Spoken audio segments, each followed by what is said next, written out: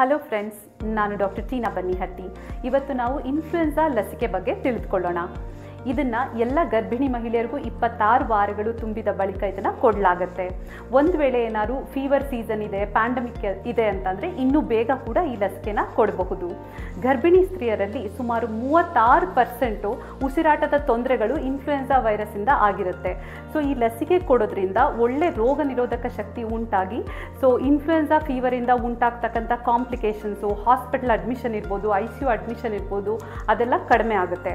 ಅಷ್ಟೇ ಅಲ್ಲ, ಗರ್ಭಿಣಿಯರಿಗೆ ಉಂಟಾಗೋ ಕಾಂಪ್ಲಿಕೇಶನ್ಸ್ ಅಂದರೆ ಪ್ರೀ ಟರ್ಮ್ ಡೆಲಿವರಿ ಆಗೋದಿರ್ಬೋದು ಅಥವಾ ಲೋ ಬರ್ತ್ ವೇಟ್ ಬೇಬಿ ಬರೋದಿರ್ಬೋದು, ಇದನ್ನೆಲ್ಲ ನಾವು ತಡೆಗಟ್ಟಬಹುದು. ಇಷ್ಟೇ ಅಲ್ಲ, ಪಾಪು ಹುಟ್ಟಿದ ಮೇಲೆ ಕೂಡ ಮೊದಲು 3 ತಿಂಗಳಿಗೆ ಇದು ಪ್ರೊಟೆಕ್ಷನ್ ಕೊಡುತ್ತೆ. ಹೇಗೆ? ತಾಯಿ ತನ್ನ ಹಾಲಿನ ಮುಖಾಂತರ ಆ್ಯಂಟಿಬಾಡೀಸ್ನ ಕಳಿಸಿಕೊಟ್ಟು ಮಗುವಿನ ಕಾಪಾಡ್ತಾಳೆ. ಆದ್ದರಿಂದ ಎಲ್ಲ ಗರ್ಭಿಣಿಯರು ಈ ಇನ್ಫ್ಲುಯೆನ್ಸಾ ವ್ಯಾಕ್ಸಿನ್ ತಗೊಳ್ಳೋದು ಅತ್ಯವಶ್ಯಕ.